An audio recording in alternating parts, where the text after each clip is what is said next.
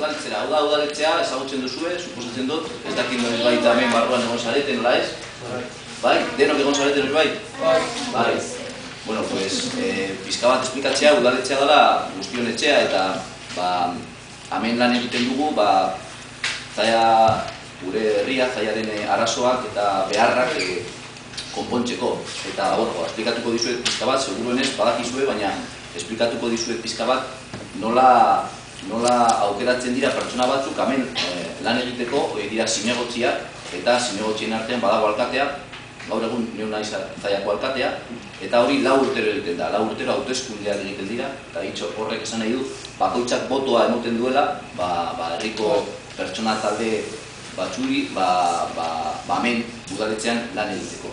Botoa emoteko 18 urte gutxienez eduki behar dute, beraz, zuek uste dut, oraindik ez daukazue boto emoteko adin hori, baina, bueno, ezagutu behar duzue nola funtzionatzen den, eta bai, jakin behar duzue, hemen gaudenok, hemen udaletzean gaudenok zinegotziak eta alkateak, entzun behar dugula jendeak esaten duena, ez bakarrik 18 urte baino gehiago daukatenak, baizik eta zuek esaten duzuena eta behar duzuena gure herrirako hori ere entzun gura dugu. Horregatik, aurreko bilera batean, entzun genuen eta zuek ekarritako ekarpen batzuk eta proposamen batzuk hartu genituen eta praktikan ipini ditugu. Adibidez, hemen zuetariko batzuk eskatu zenituen zinema, Zaiako zineman, gozokiak jan ahal izatea. Gaur egun posiblea da. Gozokiak jateko aukera badaukazue zineman, eta hori izan da zuek eskatu duzuelako. Baita eskatu zenuten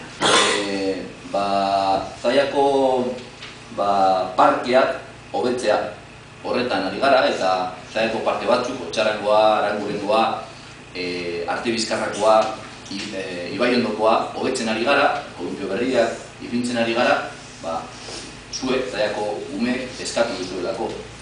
Baita eskatu zenuten Zaiako zuhaitzak eta zona berdeak hobeto zaintzea, eta horretarako ahalegin egiten ari gara, eta ikasketa bat egin dugu Zaiako zuhaitzak zeintzuk diren, zuhaitz garrantzitsuenak zeintzuk diren, eta zelan babestu eta zaindu behar diren, eta horretan ere bagaude.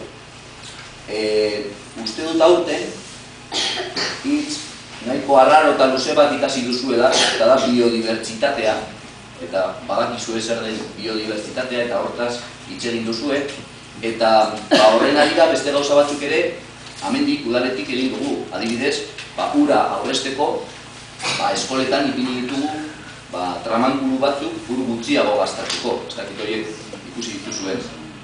Eta baita egin dugu berziklatzeko, gauzak berziklatu behar direla ere ikasi duzue.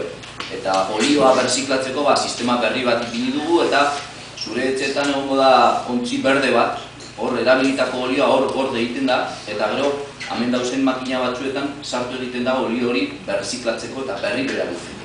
Orduan apurka gero eta gauza gehiago egiten dugu, biodibertsitatea mantentzeko eta gure herria gero eta politago izateko. Eta hemen lehen esplikatu dut pizka bat zer den udaletzea, ez da guztion etxea, baina justo areto honetan bildu egiten gara batzarrak egiten ditugu zinegotzi guztiek. Eta hemen erabakiak hartzen ditugu gure herria hobetzeko. Hemen esertzen gara, bai alkatea, bai zinegotzi guztiak, mai honetan, eta batzarroiek ikusteko nahi duena etorri alda, eta zuek zaudeten esarlekuetan esertzen dira ikusteko hemen hartutako erabakiak. Horretaz aparte, bideoan ere grabatu egiten dira, eta interneten ere eskegita dauz, eta ikusi dituzue hemen izandako batzarrak. Bueno, hori, pizka bat ongitorea emotea, esplikatzea pizka bat zer den udaletzea eta zer den areto hau. Galderaren bat badaukazue, horri buruz? Dan horretuta, ezer berri. Bale, orain ideia da, zuek hitzeitea, zuek esplikatzea zer den biodibertsitatea eta zer egin duzuen horren arabera, uste dut zuetariko 6 edo... 6 eskola proiektu. Bale, orduan 12 pertsona ateako zarete esplikatzeko egin dozuena, hor diapositibo batzuk ipiniko ditugu, eta hemendik aurrera nik entzun behar dut egin duzuena eta proposatzen dituzuen gauza guztiak. Gero, amaitzen dugunean, emango dizuegu egutegi bat. Hau da, 2013 urteko egutegia. Eta, ez da amaituko, ez dut uste bintzat. Espero dut eset. Esaten dute 2012an amaituko dela, baina ez dut uste. Eta espada, amaitzen ez baldin bada mundua, datorren urterako egutegia oparituko dizuegu eta hemen agertzen dira Zallako argazkiak eta Zallako biodibertsitatea ikusi ahal izango dugu argazki hauetan. Beraz, ateratzen garenean, emango dizuegu egutegi bat eta baita pegatina bat gure herriaren nolabait simboloa nahi duzuen karpetan edo nahi duzuen lekuan ipintzeko. Beraz,